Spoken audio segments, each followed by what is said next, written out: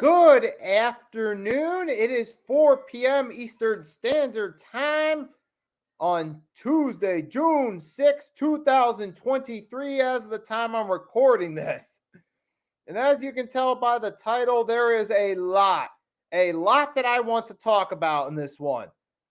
No, I'm going to get right into it. As you can tell by the title, I'm going to talk a little bit about the NBA Finals.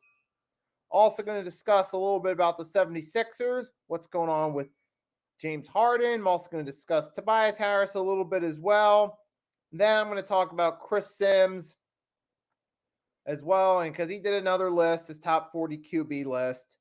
So I plan on this being the last time I talk about Chrissimms. And then I'm also going to talk about something I've been trying to avoid talking about, and that's Ben Simmons. It's going to be real brief with it. And I'm also going to talk about Shannonsharpe leaving undisputed a little bit more. So yeah, we got some time. You got some stuff to talk about. We got Blazed Radio in the chat right here. Thanks for stopping by. I hope you're having a great afternoon. Yep. And let's get to it. So the NBA Finals right now, after 2 games, we're tied at 1 apiece. They'll be playing in Miami tomorrow for Game 3, 8:30 p.m. Eastern Standard Time. And so far through 2 games, what I took away from this series is that the Nuggets are the better all-rounded team. However, the Miami Heat, as they've done all playoffs, are that team that absolutely just refuses to lose. They refuse to quit. They refuse to give up. They're going to continue to fight till it's all over. And you saw in Game 2, they came back from double-digit deficit. They were down, was it 7 in the fourth quarter or 8? Yep, they were still down there. They came back, made it close. But I saw in that Game 2, one thing that stood out the most to me that indicates the Heat might have a chance at winning this series is I saw the chemistry there where you had Bam and Jimmy both get 21 each. You had Gabe Vincent put up a nice effort, turning around his lack of performance in Game 1.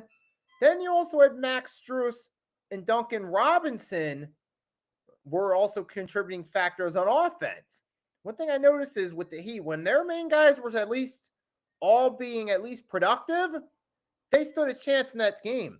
And they ended up winning Game 2. And I feel for the Heat to be able to have a chance at winning this series, you got to at least get Bam and Jimmy to 20 points, similar to what they did in Game 2. But you also got to get something from your other guys, Max Strus, Duncan Robinson, Gabe Vincent. They all got to at least be productive. Not everyone on the team needs to be scoring 15 to 20 points, but you need to get at least your 2 main guys, Bam and Jimmy, scoring. Then you get some of those other guys can at least one of your other guys get you up to 15, maybe another player or 2 get to 10 plus. You have a chance right there at beating them. Like, I don't think this team with going against the Denver Nuggets, I don't think they're going to be able to win the finals with Jimmy Butler scoring like 40 points. I don't see Jimmy being able to do that against this Nuggets team, but I feel like they all got to contribute in some way, shape, or form. They got to share the workload on offense or to have a chance. And plus, there is the possibility that Tyler Hero might be back. If you can survive long enough to get Tyler Hero back, he can also help you out too if you're the Heat. So there is a chance that the Miami Heat could pull this off. Now, I still got the Nuggets winning the series. I still think they're the better overall team. What I'm saying is, from what I saw in Game 2, the Miami Heat have shown that, hey, if they can play similar to the way they did, and they know how to work together, and you don't have one particular player ball hogging trying to get all the points, they could have a chance at winning this series. And plus, one other thing from Game 2 was, like, I noticed Game 1 and Game 2, like Game 1, the Nuggets shared more of the workload on their team with their offensive guys. With Jamal Murray, Jokic, Murray and Jokic were doing pretty solid.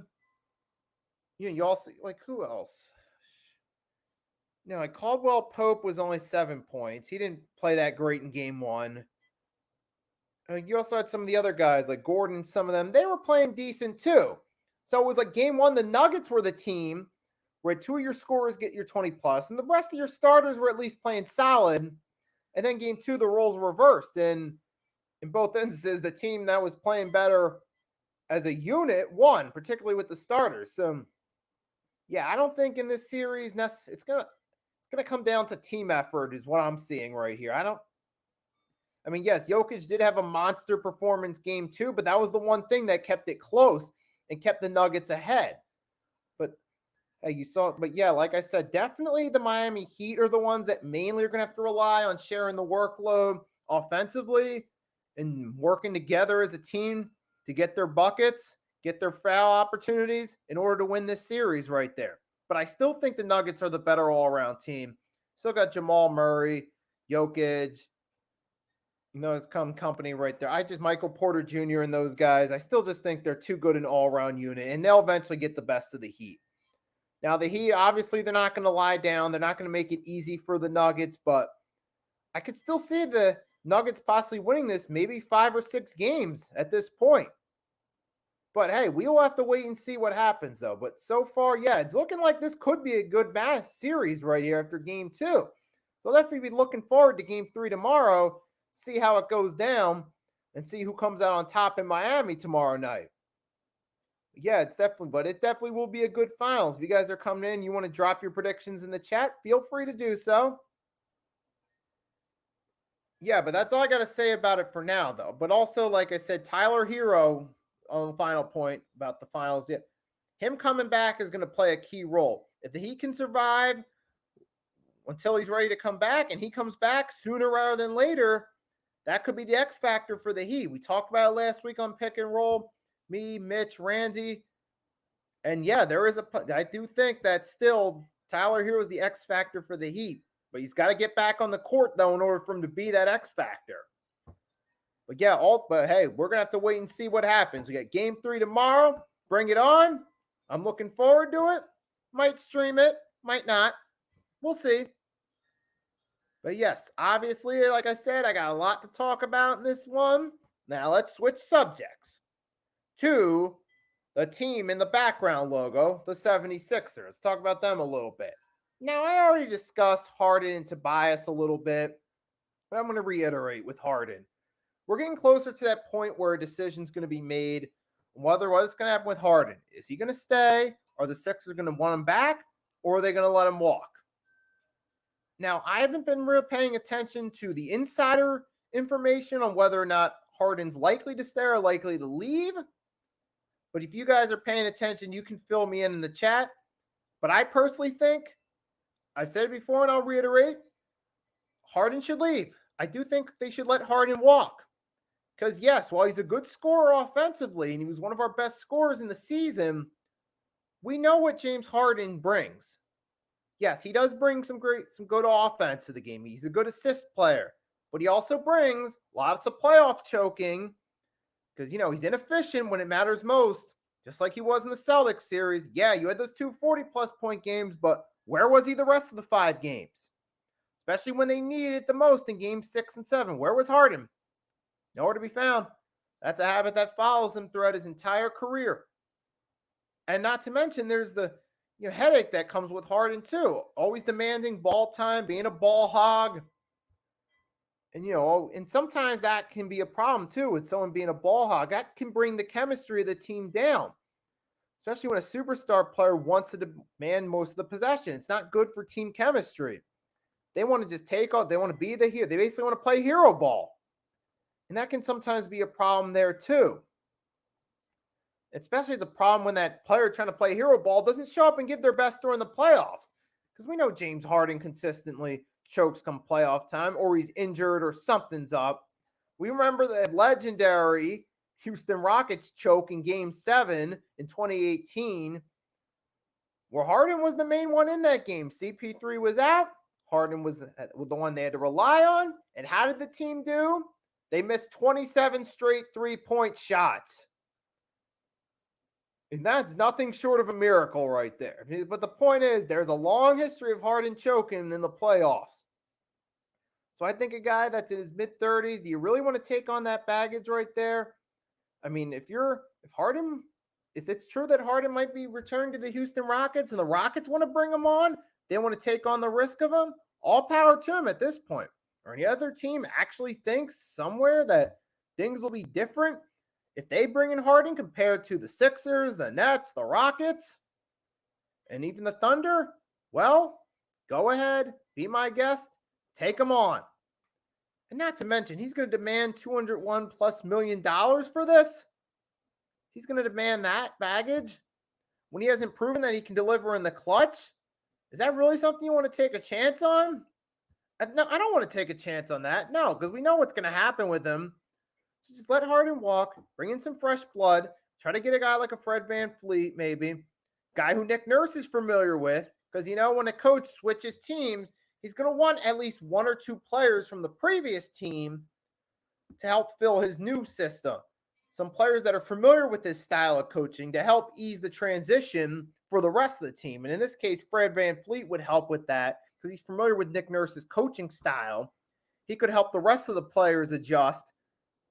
And Mitch, good afternoon, early evening. Thanks for stopping by on here talking some Sixers basketball, NBA finals, some other news going on in the sports world. Just covering a lot of sports talk. That's all. That's what's up today. And yes, like I said, as I was saying, right, you bring in Fred VanVleet, who's familiar with Nick Nurse. He can help the other players adjust to Nick Nurse's coaching style. So that would be one good move right there. It'd be better off having him than Harden at this point in his career, I think, or maybe even trying to pull off a trade for Tyrese Halliburton involving Tobias, if you can pull that off, if you can. Or, but there's several different options you can go with instead of trying to keep James Harden.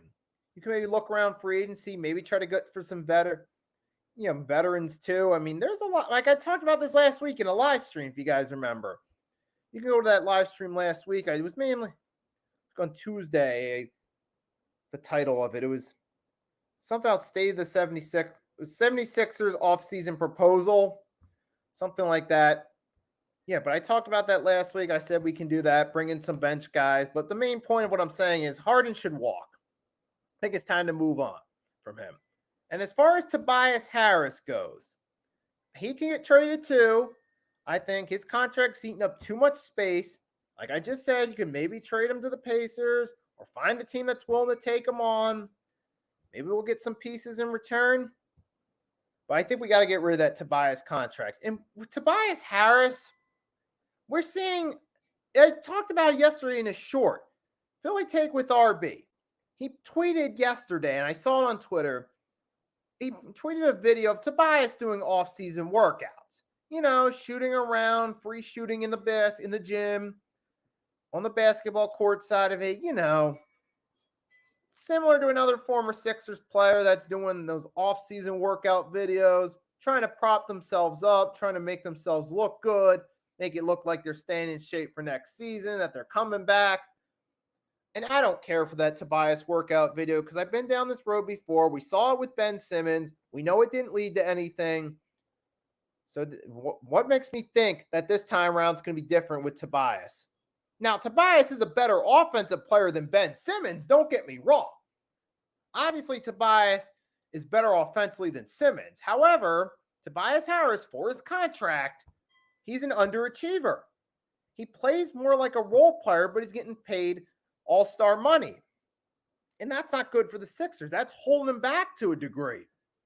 Having been locked into that contract where he's eating up cap space on the Sixers salary cap when he's really playing like a role player at best. I think that's someone you got to get rid of. And the offseason workout videos, as we saw with Ben Simmons, aren't going to change anything. So obviously, Tobias can walk. Now, this is the part where I'm going to get into some newer subjects I haven't touched up on yet. Now, I'm going to start. I try not to talk about this guy much. I know Sixers fans still love to poke fun at him. You guys know who I'm talking about. I'm talking about none other than Mr. Benjamin David Simmons. Like I said, I feel like it's the reason I don't talk about him much because I feel like it's not worth giving the guy attention because all he does is just take up time. He's a waste of time, in my opinion, to even talk about. The guy's a joke. He barely can't stay on the court long term. Outside of his lack of shooting, yes, he's a decent player when he actually bothers to get on the court, but more often than not, always some random injury comes up. It just always seems like something, mental illness or back injury or knee injury or something. It's almost like, it feels like it's being fabricated at this point because it's like, maybe the first time, get some of the benefit of the doubt, but every time you have to step up and play. It's always something. Remember the 2021-22 season? All the different excuses for him? First, it was the mental illness. He's working with psychiatrists. They're evaluating him, getting him ready to return. And then it was this injury. And oh my God, he was a back injury. He was supposedly supposed to come back and play for the Nets in the playoffs, but then his return got delayed in 2022. And then he finally returned to the court 2022, 2023, but then another injury occurs. It's like, it's always something with the guy. It almost makes you think that the guy's faking it. And I hate to say that about people. I hate to say that someone's faking an injury, but when it's always someone faking it, or not faking, when it's always someone injured at the time their back's against the wall, it's time for them to step up, especially coming from someone like Ben Simmons who's afraid to step up. You begin to wonder what's going on and begin to question the legitimacy of it. You begin to think that Ben Simmons is, quote unquote, losing his smile. But yeah, but the only thing that made me want to talk about Ben Simmons, I know I'm a few weeks late, is because he wanted to trash the Sixers after the loss to the Celtics. I'm like, look, Ben Simmons, you have no room to talk about the Sixers, especially for what you pulled in your last game for that team in Game 7 against the Hawks, when you passed an open layup because you were afraid of getting fouled like the coward that you are. You want to talk about the Sixers and their poor performance? You want to throw shade at James Harden, who, yes, he played poorly when it mattered most. But who are you, Ben Simmons, when you don't even have the guts to show up on the court for your team when it matters most? With the Sixers in your final game there, Game 7 against the Hawks, you showed up physically on the court, but mentally you didn't have the guts to show up. And then you tried to hide like a coward, kept coming up with all these excuses not to play until you got traded. Then you finally got traded to the Nets. You supposedly should have came back, right? You got the change of scenery you wanted. You should have came back that season, right? But then it was the back injury. Then it was this. You finally returned in 2022 for the 2022-23 season for the Nets. And what did you do there? You fouled out a few times early. Now, granted, you were coming off a year away from the game, which is question, which your reasons why you were away from one season of play is questionable to begin with, number one. Number two, even as the season's going along, once KD, Kyrie were gone, you had to step up. What happened? Another back injury. It's just another suspicious timing back injury, and you were out. You didn't show up at all in the playoffs against the Sixers. You did nothing. And now you want to throw shade at the Sixers. Ben Simmons, you got no room to talk about the Sixers, all right? Your mouth should not be open about that team at all. You should mind your own business and worry about your career. Yes, the Sixers are flawed right now. In my opinion, they're closer to a rebuild than they are contending for a championship. Yes, there's plenty of room for us as fans to talk about the team currently. That is all true. However, you have no room to talk about the Sixers after the way you let them down and the way you're letting the Brooklyn Nets down. Okay? That's all I got to say about you, Ben. I'm moving on to another subject. Now, speaking of jokes, and speaking of people who I don't talk about much, I've talked about them before, I've ranted about them, and I'm planning on this being the last time I rant about this guy. You can tell by the title, it's Mr. Chrissimms. Yes, Mr. Chrissimms. And that's why I'm changing the background since we're changing sports. So, Chrissimms, you wanted to come on here. You put together your QB list for 2023 season. Let's be honest, your QB lists are a joke there, Chris. They are. So let's take a look. Now I'm actually going to now Chris Simms, his list's a little different this time. Now, unfortunately, I looked it up, but unfortunately, everywhere I look, it only goes down to the top. It's top 40 list, but only ranks 40 through 5, which is a bit of a joke. So unfortunately, I can't get the whole list, but I'll share you what I can to prove a point. So, Chris Simms, he's been talking about Jalen Hurts. Like last year, his list was extremely questionable of where he was ranking them. But let's take a look. This year, he's got Ritter, Sam Howell at the bottom, Bryce Young. Obviously some of the rookies are going to be down there at the bottom because they haven't proven anything yet. Makes sense. Brock Purdy, you're not sure if that's going to translate over into year 2, and you're not sure if he's even going to start or not. Then you go up the list, the middle of the pack, the Carrs, the Goffs, the Smiths, who put up Dak Prescott, who put up some solid statistical numbers, but don't really deliver when it matters most. Rodgers, just based off his name, pedigree. Then you get to Jalen Hurts, number 7. Obviously, Chris Simms had no choice but to put him higher on the list, or else nobody would even talk about this list. But look who he puts ahead of Jalen Hurts, 6 and 5. Look at that. Trevor Lawrence and Lamar Jackson. Number 6 in itself is already ridiculous in Trevor Lawrence. Okay, now Trevor Lawrence, to be fair, he did improve from his rookie year. Last year, he did better under Doug Peterson than he did under Urban Meyer. Yes, that is true.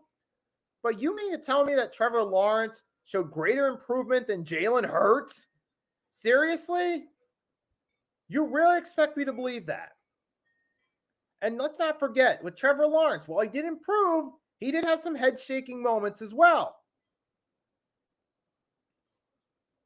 Ben Simmons got scared of Boston Celtics. Ben Simmons is scared of everything that's a challenge. I mean, that dude's just scared of a challenge, period. Whether it be the Celtics, his former team, an vengeful fan base, the Heat, whatever the case may be, he's scared of challenges, period. So yes, that statement is true. Yes, but back to the subject at hand. Trevor Lawrence, remember, again, the game against the Eagles, when we played him at home, he had 5 turnovers. I remember that correctly. 5 total turnovers? I mean, granted, that was early in the season, the Jaguars were adjusting, but still, 5 turnovers I didn't see Jalen Hurts have a 5 turnover game. Even some of his shaky performances, like the one against the Colts or the one against the Bears where he didn't play his best. I didn't see no 5 turnover performance from Jalen Hurts last season. And even in the playoffs, that comeback win against the Chargers, let's not forget he threw 4 picks in the first half. That doesn't seem like a top 10 QB to me. I mean, yes, Trevor Lawrence has gotten better, that's for sure, but not better than Jalen Hurts. Jalen Hurts balled out. He was an MVP consideration, all right? Let's get that straight. And you're going to say that Trevor Lawrence is higher on your list than Hurts? You're going to say that Hurts is a system QB? Please, like I said, you take Jalen Hurts. And as a Baltimore Ravens fan, Jalen Hurts is a good QB. I'm a fan of him. Yep, exactly. And even here you got Ravens fans coming forward saying, hey, they respect his game. Because it's obvious this guy's a legit QB. This guy is certainly, he's taken those steps and improved. He was playing at MVP level. So obviously he's better than Trevor Lawrence. Now, Lamar Jackson. Now, the thing is, obviously Lamar Jackson, he's a former league MVP, so he's no scrub at all. And he is an exciting player to watch. But if you're putting a top 10 QB list, here's what's the word I'm looking for again? Here's the thing you got to consider is, can Lamar make it through a full season healthy? That's one of the big ifs right there. And if you look at last year, for the time Lamar played, yes, he played good. He did, but he also had some head-shaking moments and some bad throws that you didn't see much of from Hurts. And that's going to tie me into the other thing I wanted to share as far as Chris Simms' quote. So this was his quote right here from Twitter. Chris Simms ranks Jalen Hurts as the 7th best QB going next season behind Lamar and Lawrence. I know I'm viewed as a hater. He showed me more. I'm not too prideful or stubborn. The throwing is still, there is more meat on the bone. He misses throws. I mean, yeah, technically every QB misses throws. And there you see right there even, he said, Burrow and Mahomes are the T got better than Hurts. And that's a respectful opinion right there. I think at this point, most people agree that Patrick Mahomes is clearly the best QB in the league currently. That's obvious. But yeah, that's certainly a respectful opinion right there. And as far as some of those throws that Simms is saying that Hurts misses, I've seen Lamar miss some of those throws. And that's the one thing that leads a question about him when he's on the field. Well, yes, he makes some good plays at times and he plays good. He's had some great games, but at the same time, Lamar has his head shaking games where you're like, really? So I don't know if I can't put Lamar ahead of Hurts, even though Lamar has won an MVP before. But at the same time, you're not sure if he's going to be able to be healthy a whole season. And sometimes, he makes some bad throws. But yeah, Chris Simms, I'm just going to leave it at this with Chris Simms. The guy's a joke. I feel like he's just doing it for attention because he knows that's the only way he can stay relevant. Because he knows outside that he's irrelevant. People don't, unless he's putting together a QB list, nobody talks about Chris Simms at all. Nobody. The only people in the Simms family they talk about is his father, who at least is a Super Bowl winning quarterback, who had an MVP performance in a Super Bowl for the Giants against the Broncos. Phil Simms at least has some credibility in the football world. Whereas Chris, his son, the only reason he even got an opportunity is because of his last name. That's it. And he's just now looking for attention. So you know what? As far as I'm concerned, I don't even care about Chris Simms. He's a joke. Forget about it. 1 second. Okay, just need a quick sip of water. And there is one last thing I wanted to talk about. It's a big thing in the sports world. Now I got the main subjects out of the way. It's Shannonsharpe leaving undisputed. Now, I did briefly touch up on this in my recent stream. Not my recent stream. See, I did it in a short. I touched up on it about the news that he's leaving. Now I'm going to touch up a little more on it because now in the time since I dropped that video, more information's come out. And now we know why. Now we know. Apparently there's more to it as to what suggesting that Shannonsharpe's leaving because he had a rocky relationship with Skip Bayless over the past year or so. And we've seen it deteriorate. Because remember, when Shannon started on FS1, around that time of the 2016 NFL season, Peterson's first year with the Eagles, Wentz was a rookie. He was projected to be the future for the Eagles. You still had Flacco was started for the Ravens. Mahomes, Josh Allen, Lamar Jackson, Joe Burrow. Those guys weren't even in the league yet. And that was when Shannonsharpe started. You still had Brady was there. Peyton had just retired. The Broncos were the defending Super Bowl champions, missing Peyton Manning. But, that was when Shannonsharpe started. And before that, he was just perceived as a football guy. But working with Skip on Undisputed, Shannon showed that he was more than just a football guy. He showed that he actually had some credibility as a journalist. And the thing I respected about Shannonsharpe, he was willing to have discussions about things that at the time, a lot of people in the sports media weren't really talking about as much. Hey, Raphael, same to you, bro.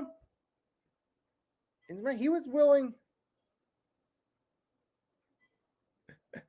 Yep.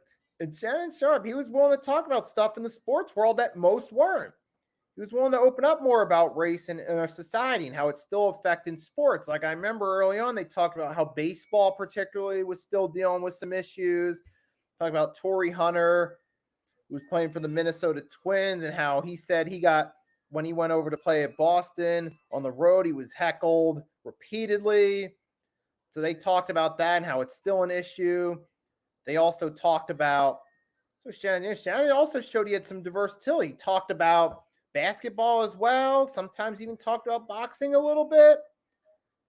And he talked about how some race issues were still relevant in sports, like the whole thing with Steve Cleason, the former Mariners player. Remember him? He went on that racist tirade and got cut. They talked about that. They talked about the national anthem, Neil. they had the courage to side with Kaepernick, even though it was an unpopular perspective at the time.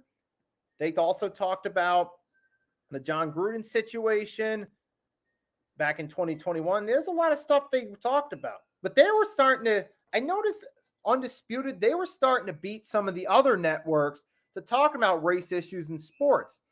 They were starting to beat them in terms of attention to it. That's one way they stood out. And also Shannonsharpe stood out because he's a former football player. Even though he's perceived to be just a football guy, he can talk about those other sports too. He's talked about basketball a lot, talked about the Warriors, the Lakers, talked about LeBron, Steph Curry, Embiid, Ben Simmons, whole wide range of topics. Even they talked about boxing too a little bit. I remember the segment when Pacquiao retired. Shannonsharpe actually had a pretty good response to Pacquiao's retirement, giving him props for being one of the top fighters of his era, acknowledging that he beat all the main guys in his era. He put together a good take there. So it was interesting to see Shannonsharpe, who is known for being a tight end. Here he is working with Skip Bayless now, becoming known as a respected journalist. When before he got put on FS1 working with Skip, he was just perceived as only a football guy. And a lot of people laughed at him for his time with CBS Sports, but he went from that to being a respected journalist who was also willing to talk about social and political issues.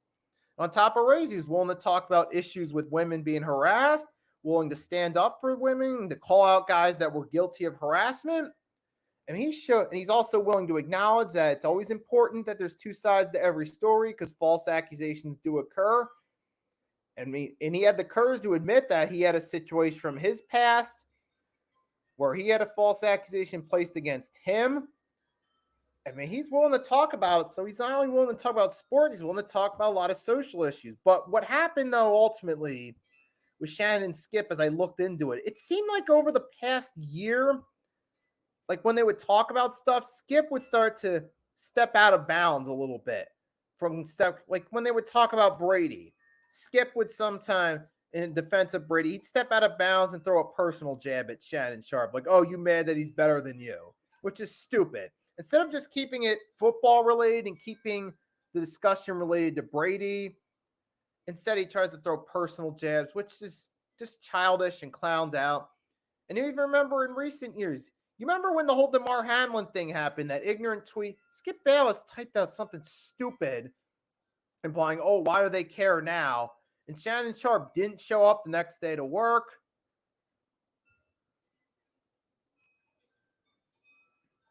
And yeah, oh, absolutely. No. Oh, no. Eric Sproul would not have Ben Simmons on his roster at all. Not Sproul, not Popovich.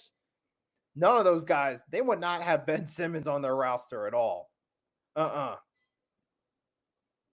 yeah, right. And as I was saying, you saw the relationship deteriorate. It seemed like, and I know there was a tweet I saw that tweeted that implied that Skip was jealous of Shannon succeeding with his own podcast outside of Undisputed, and that Skip was jealous, and Shannonsharpe even liked that tweet. And there's also hints that Jen Taffney, who was a co-host with them, the moderator of their debates, was also siding with Shannon. She did not like Skip Bayless either. She got mad at Skip for fat-shaming Mike McCarthy, which was, as far as the whole fat-shaming Mike McCarthy, Skip's whole premise was so stupid and ignorant.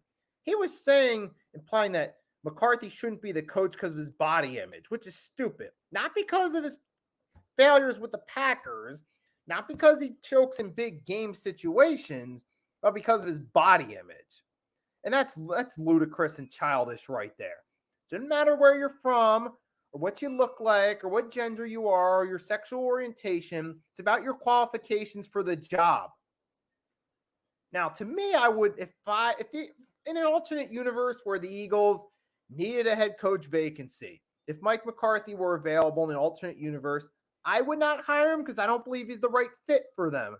He's not the right fit for a championship roster. He's an NFL equivalent to Doc Rivers, in my opinion. But that point is that's based on his qualifications in his career, not based off his body image. I know Jen Taffney got mad at Skip for that.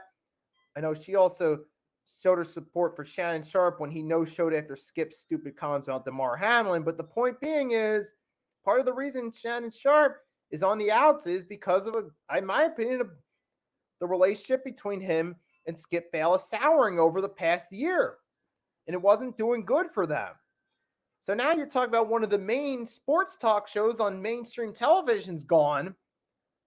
And that's going to further push people more toward the YouTube community, the Spotify sports podcast, more so than, they were before, because now you only have really a handful of televised sports talk shows that are really piquing interest. Undisputed was one of them. Then, of course, First Take on ESPN has been that for at least a decade now. There are a few others out there, but most of the main interest in terms of sports talk is coming here on YouTube. It's coming on Spotify. It's coming on other sources, not the mainstream media, not mainstream television like it used to be in years past. And now with Shannon Sharpe leaving Undisputed, going on to other things, it's going to leave. He's probably going to be putting more time to his own podcast, which will dedicate Shannon Sharpe plugging more time into alternative sports talk, sports podcast. And that just means, and obviously, we talk. It's funny, I just thought about it, because Stephen A. Smith has a bad reputation for always not getting along with co-hosts. And yes, that is true. There always seems to be something with Stephen A. First, with Skip, it didn't really work out. Then it didn't work out with Max Kellerman. So yeah, there is a habit there of it. But also with Skip, there's a habit of him not getting along with people too. Maybe looking back on it, maybe Skip and Stephen A. were both part of the reason it didn't work out in the long term between them and First Take. Maybe Skip was also part of the reason they split. And now you see with him and Shannon Sharpe. Him and Shannon Sharpe aren't getting along that well. Shannon Sharpe's on the out. But let this be a reminder that ultimately the main interest in terms of sports talk and sports podcast isn't on TV anymore. It's not the ESPNs, the FS1s. So not to the degree it used to be. It's over on YouTube, and all the Spotify, any of the other sources that are going on, Twitter, etc., Twitch, so on and so forth. But I just figured, since it's kind of a slow week in sports outside the NBA Finals, I would just come on here and just talk about sports. I was looking for different subjects to talk about. I figured we'd talk a little bit about the NBA Finals, talk a little bit about the Sixers, about Chrissimms' list of QBs, and then talk a little bit about Skip Bayless and Shannon Sharpe's fallout. What I'm interpreting from it, I think personally, it's the relationship was falling apart. I mean, even Jen Taffney didn't like him either, referring to Skip. And to answer your question, I got the Nuggets winning this series in 6. I just think they're the better all-around team. In the Heat, they put up a fight all season. They've made a nice underdog run, but the Nuggets are just the better all-around team right there with those guys, with Jokic, Jamal Murray, Michael Porter Jr., Aaron Gordon, Paul Caldwell-Pope. I think they're going to be too much for them in the end. So that's my prediction there, Nuggets in 6 to win their first ever NBA championship. Yes, to everyone that tuned in, thanks for tuning in. I hope you enjoyed this. Thanks to Malik Simmons, Raphael, Mitch, Blaze Radio for stopping by in the chat. Hope you all have a great day. And until next time, Nicky Stees signing off.